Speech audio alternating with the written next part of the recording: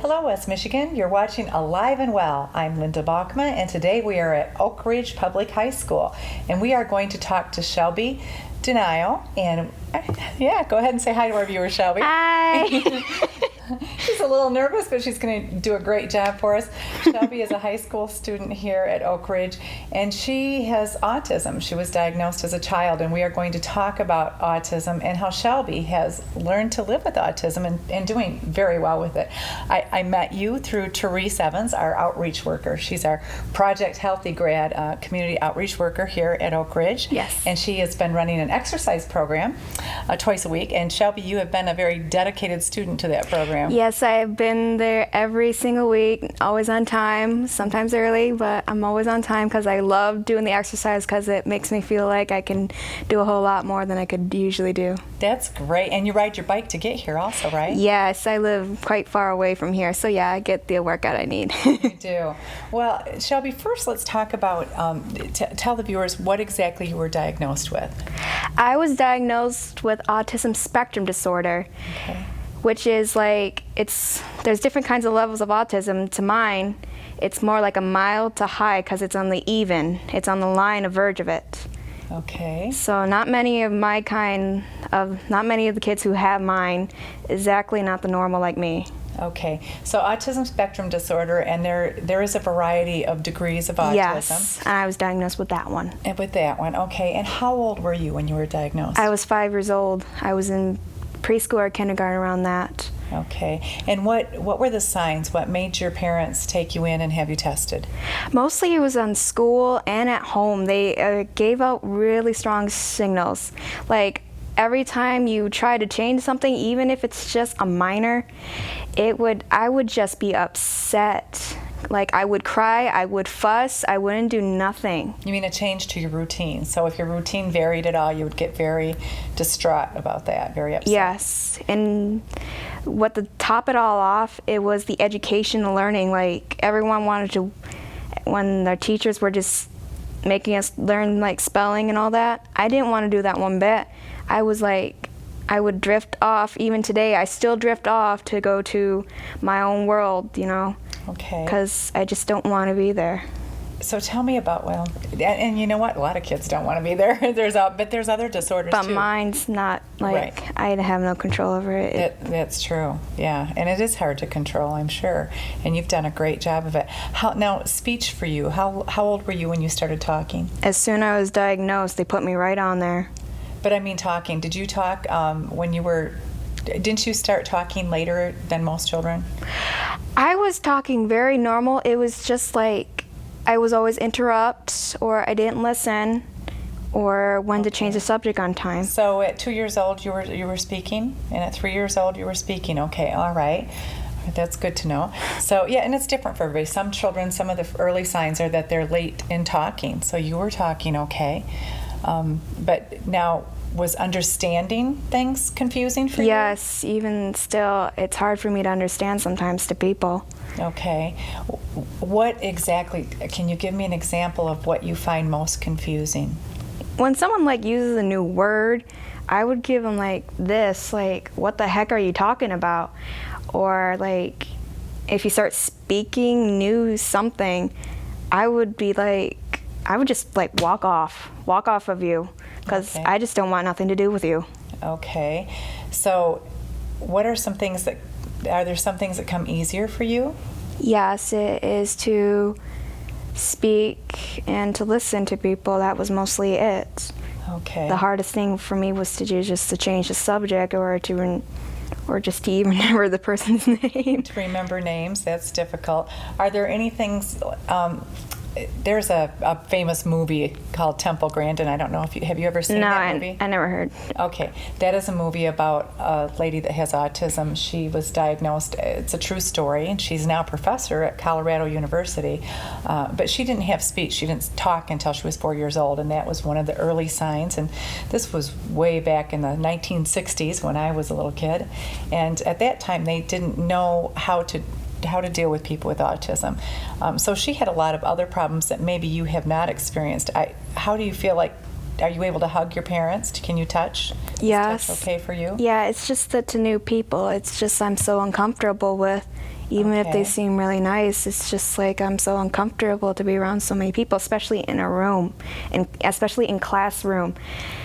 Classrooms is the toughest for me and when I have autism. It's just like, I just don't want to be right there because there's too many people. That's why I'm in special education, because it's just the crowd.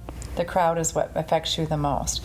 But you're doing pretty well with your classes as far as do you understand your math. And I mean, everybody, whether they have autism or not, has subjects that they struggle with. I struggle with math myself. Actually, math's not a struggle at all. You could teach me.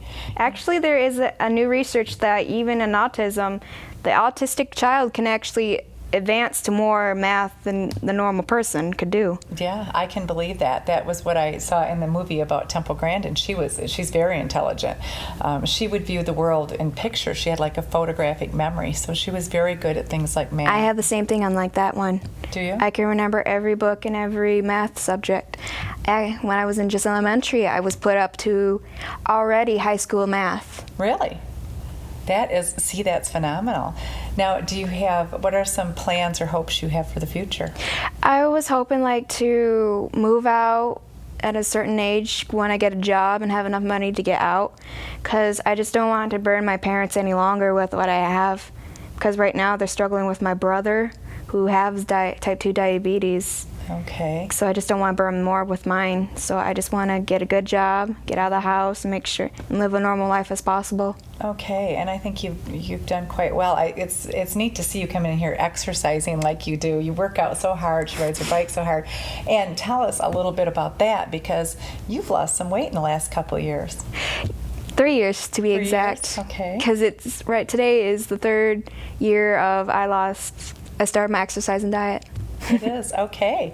So how much weight did you lose? I lost probably right now 40 pounds. 40 pounds.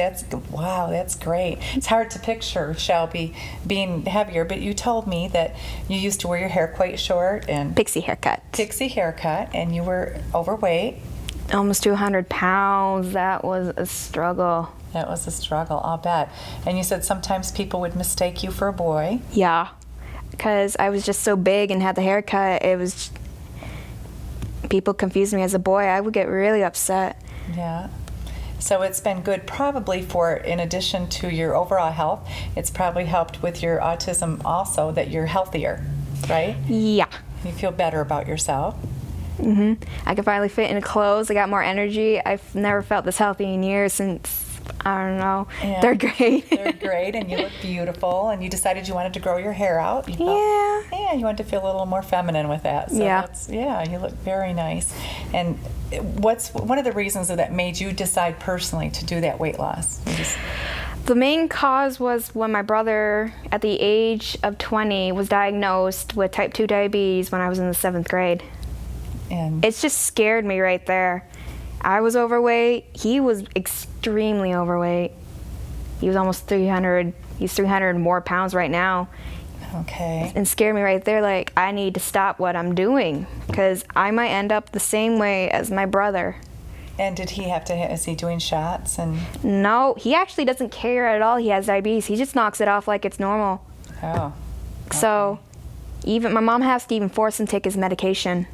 Okay. But for you, you just decided you wanted a healthier lifestyle than that. And so you just got that in your mind? I mean, because that's tough for anybody to do, to make a decision, follow through on it. So you changed your eating habits. Yes, I had to lay off a whole lot of things. The hardest part was just to lay off all the junk food, the stuff that everybody just loves. It was just extremely hard. Yeah, and you still don't. You told me you don't eat potato chips and you don't drink soda of any kind? Ice cream, sugary sweets, all that food. I just had to give it up. You did. You just gave it up. It was the hardest thing. Especially it can be harder for everybody just to give up all that food because it's just what everyone calls the American food. It is it's our American diet. So how long, for instance, do you ever treat yourself once in a while to a soda or some chips? Or still, I don't do that. The only time I ever do is just like on birthdays, and that's it. That's it. So you've got it in your mind just on birthdays. Good for you. Now I have to figure out how you do that because I need to do that myself. That's tough.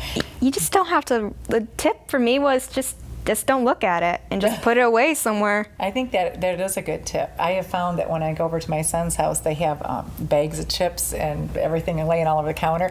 That's bad stuff. Boxes and bags. Don't have them on the counter at all. Because if they're there, it's really tempting. You're not alone. My parents do the same thing with that. And you managed to avoid that. Yeah, I just had to put it away. Yeah. Just put it in a cupboard or somewhere where I know. Yeah, I can't see it. Blinders. Okay. Well, so you're doing great with that, and you continue to exercise. How is it? I know with autism, sometimes socially, getting along with other people, and do you have friends that understand? And all of them have different conditions. Okay. So yeah, all my friends they're not normal. So all of them have diagnosed with something. Okay. It's mostly in the mental of the brain. Mental in the brain. And do you know some of their other diagnoses? Do you have friends with autism? No, I do not have any friends. Oh. I'm the only one there. Okay, what about, are there some with maybe attention deficit disorder, just ADD? I have a friend who's ADHD. Her name is Shannon. Okay. And, mostly it caused, she uses it like a crutch. Oh, okay. When she was young, she was separated from her parents at a young age. Mm-hmm. Got separated from her grandma because she lost custody of her.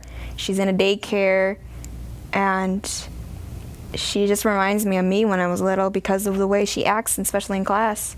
Okay, so does she act out in class and she has difficult socializing with people? She just doesn't want to learn or nothing. All she just wants to do is draw. That was the same thing for me in kindergarten, except for drawing. I just wanted to play.